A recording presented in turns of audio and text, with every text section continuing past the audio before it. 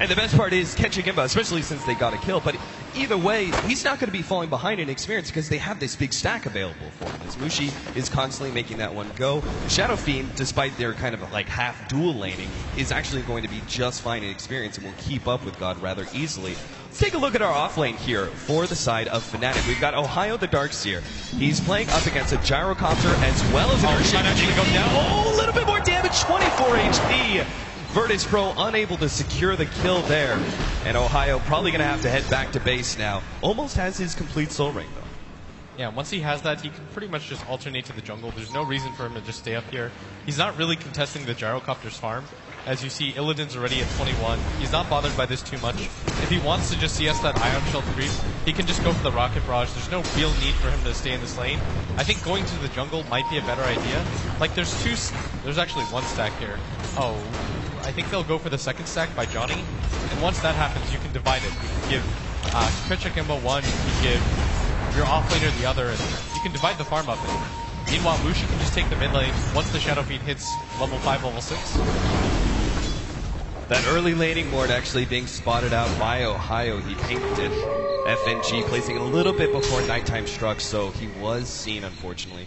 Kechik Imba hitting now his level 5, even doing a little bit of bottle throwing where he's just sitting on a magic stick and a branch with his bottle coming in. Looks like he's got his boots now as well, but you can just see he's not going to be able to put enough pressure on the SF anytime soon. And if you can't put pressure on the SF in the laning phase and you're allowing him to be able to also clear through his stack, what's really your next timing to kill the SF? I mean, you can't really kill the SF in this position. You're going to have to wait for your Spirit Breaker to get a few levels. And he's doing a really good job right now in the offlane picking up levels. And all he has to do is play patient. Like, the Shadow Fiend is going to get ahead of you by virtue of having the jungle, because the Dragon Knight can't go to his own jungle, but you just can't tilt. You have to relax and say, okay, this is part of the game. I'm meant to be behind in CS. We'll get ahead in other ways. All right, so as our Spirit Breaker hopefully going to pick up that level 6 and may be able to rotate, help that one. Stun gets laid out. DK Phobos not really scared too much. He's just tanky for the dual lane to really shut him out. Meanwhile, we've got our Earthshaker who's been doing a lot of pulling on the side of Virtus Pro. Lil has focused on trying to keep as much CS away from that Darkseer and obviously give the critical levels for him. Other than that, it seems to be a very passive laning phase. Really, what's our first movement from the supports? Is Fnatic the ones who need to be the aggressors, perhaps, continue to try and shut down God? Or do we look towards that rotating Earthshaker, maybe even going down to, the middle lane or bottom lane with the Spirit Breaker if he hits his level 6? I actually don't even think that mid is really killable with the amount of farm that he has, and if he just decides to play safe. The Earthshaker combination, I guess, is strong. He's got level 2 Fissure, but Mushi's just camping there waiting for them to go on him. And it's not like G has full mana to do his combo, especially not with that second Breathe Fire. So they probably just have to kind of concede and say, okay, until the Spirit Breaker's willing to come in, we probably can't do anything. But this double damage might change things as DK Phobos sprints out of there with 58 HP, and they should be able to do some damage to this bottom tower, but he's still getting a lot of levels, considering the type of lane that he's against. He's almost level 6, compared to Ohio, who's only level 4. She's going to rotate to this top tower, take this tower really quickly, and I like this rotation.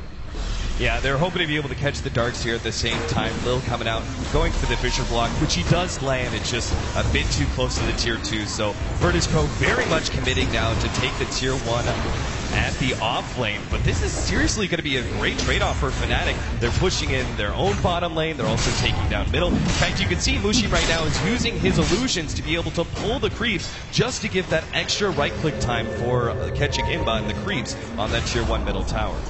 Yeah, and I don't even know if this is a really good trade for VP because G, who's already far behind, yeah, you get that tower at top, but you're giving up so much leeway to the Shadow Fiend, who nearly doubles you in CS.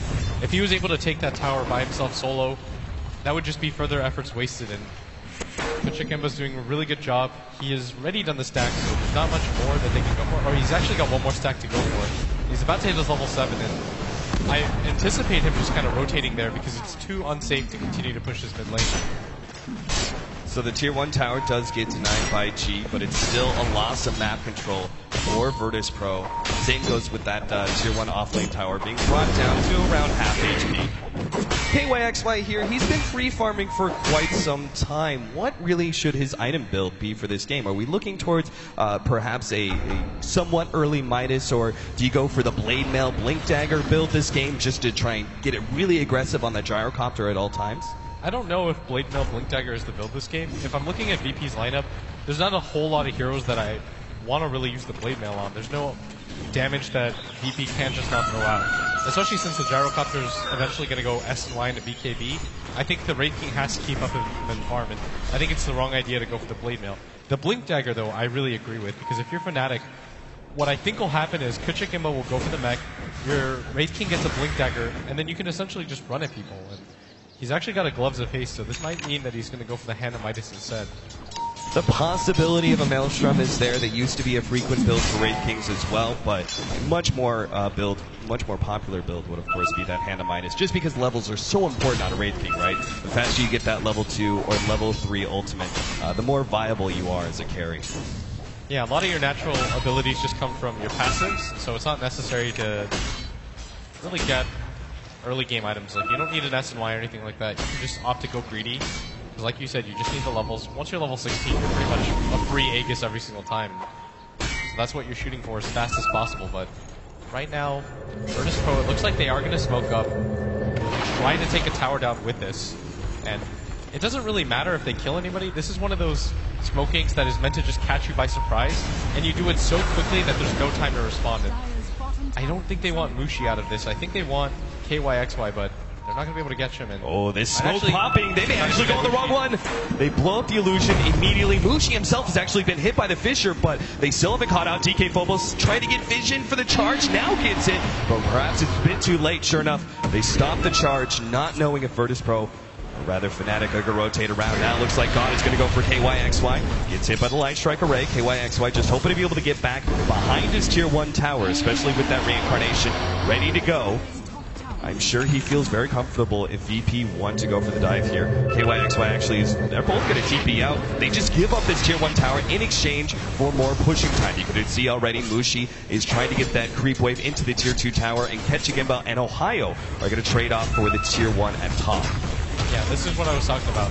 That smoke, it's one of those hopeful, well, if we get it, great. If we don't, it's not that big of a deal, just because you're going to get a tower out of it every single time. Because there's zero time for Fnatic to respond. If they want to respond, they instantly have to make the gesture, okay, everybody has to TP right around now. But they smartly decide to go for the trade, and I'm a big fan of that. But at the same time, VP is getting some map control out of getting all of these towers. And the more they're going to beat on this tier 2, and Dragon Form's going to go down, but this is still free damage, and it allows them to go for things like the Roshan earlier, and the mid tower, and it just creates pressure in the jungle at the same time. Yeah, they very clearly could not afford to just give up that tier 2. Dragonite just too good of a pusher. That being said, VP grouping up like this, I'm looking at this Dragonite who's currently level 7 compared to Ketchik Imba, who is level 9 right now. A huge experience difference between these two mids. But that's just, as you said, kind of early on in the laning phase, what is expected for a Dragonite at this point, right? They have to get those levels through winning team fights at this point. Yeah, the problem with the Dragonite right now is that he can't just rotate to the jungle and do his own thing. It's incredibly slow because he has to clear one stack at a time. Right. The mana usage of Breathe Fire isn't nearly as efficient as Shadow Raze. So what you're probably going to have to do if you're the Dragonite is just 5-man with your team. The problem is that a Shadow Fiend insta-clears a creep wave with 2 raises, meaning that he can apply pressure to a tower pretty much by himself, and you're seeing that right now. And it means that the solo experience he's getting is making such a big difference when at top. Io, he's done for. He's going to throw out a last Ion Shell. He knows he's dead. The moment that Fissure stopped his TP, he's done for. So, throws out the Ion Shell 1-1 now, 11 minutes in between Fnatic and Virtus Pro. Let's talk a little bit more about item builds as we see Fnatic go for the 3-man smoke. Gyrocopter appears to be going. He's got the phase boots, Ring of Aquila. Doesn't actually offer the drums, it seems. Instead, maybe going for an early Sage and eventually into the S and Y. I kind of like this early stats build, especially with movement base when you're dealing with a melee core on the enemy team. Yeah, it's just one of those things where you want to be able to kite for as long as possible, and the S and Y allows you to just have free stats, be able to pretty much kite KYXY nonstop, but it does look like VP wants to get into this fight. And everyone's TPing down, but Lil might just get caught out. Lil totally done for the rest of Virtus Pro. Still going to try and force this fight. KYXY is the first target, but of course, he's got that reincarnation. In fact, they even have the Song of Siren if they feel like this fight is not going to go their way. So Fnatic start backing up. Mushi pops the Song of Siren, and they're just going to play it very, very safe here. Mushi TP's out. KYXY, I'm sure, has enough distance to be able to get away. And Fnatic, I think they just have the right idea through and through. Avoid team fights as much as possible. Try and split push, take towers where you can, and draw this game out. You do not want to be going into team fights against a Dragon Knight and a Gyrocopter this early on into the game. Yeah, something I am a little bit concerned about, though, is that the Shadow Fiend decided to go for this SNY. I believe he's not going for a mech or anything like that, so he's going to be pretty squishy in these fights, and that's something VP can take advantage of. They have a ton of stuns. The Rocket Barrage is still going to rip right through you, whether or not you have that SNY, and this Roche fight is going to be so crucial. They don't have the sleep or the Ring King ulti. They've got two ultimates down on the side of Fnatic, but the element of surprise is there for Fnatic. They're going to be able to try and jump FG. He gets off the Shell Grade, catching him up, bounce over that Fisher, back and forth. The big Echo Slam comes out, but it's still not enough. God, as well as Illidan dropping lower and lower. Looks like they're going to be able to get God on the start. Now double Ion Shellin, but they just want to get out of here. Illidan is too strong. Mushi trying to sack himself over into Roshan. No, he's actually got a health potion. Interrupted by the Fisher. Now Mushi very much dead. DK Phobos, no, rather FNG gets the kill. Lil, he's going to be able to go for the stun, but KYXY trying to finish him off, needs a little bit more HP. Nice armlet targeting. Will be able to get out of that one. VP back themselves up, only losing the Dragon Knight in exchange for 3 on the side of Fnatic. It seemed like Fnatic, despite the fact that they had sort of that element of surprise with the smoke and going into that Roshan pit, VP were still too strong, and I think it was all about that read of both Song of Siren and Reincarnation being on cooldown. The other problem is, once again, the Shadow Fiend decides to go for the Yasha first, so he has no HP. VP pretty much all in him, take him down instantly in that fight, and without those 2 crucial ultimates, they can't really take that fight, because KYXY doesn't want to be the first one in, because he realizes he can't really afford to waste his life. He's 2-0-0, he's the highest net worth on his team after the Shadow Fiend, and it's not worth it for him just to die like that. And at the same token, you don't have the Song of the Siren, so there's no real way to safely contest this without vision in. It looks like they're just going to walk right in, but again, they don't have either of these abilities, and they're going to have to be fast about it because Lil is going to get the stun.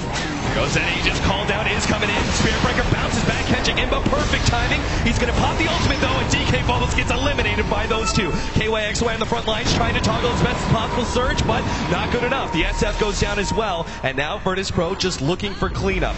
Johnny's on his way out, the rest of the team trying to cover each other.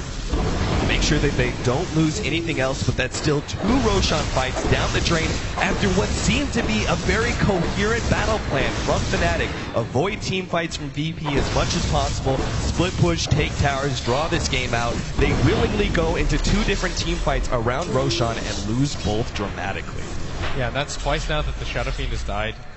I mean, he's still the highest net worth, but it's not by much anymore, and the Gyrocopter is actually rapidly gaining on him, and at the same time the Dragon Knight is leapfrogged over that Wraith King, and I just don't understand why they decided to take the first fight and then immediately go for the second one when you still know you don't have those 2 crucial ultimates.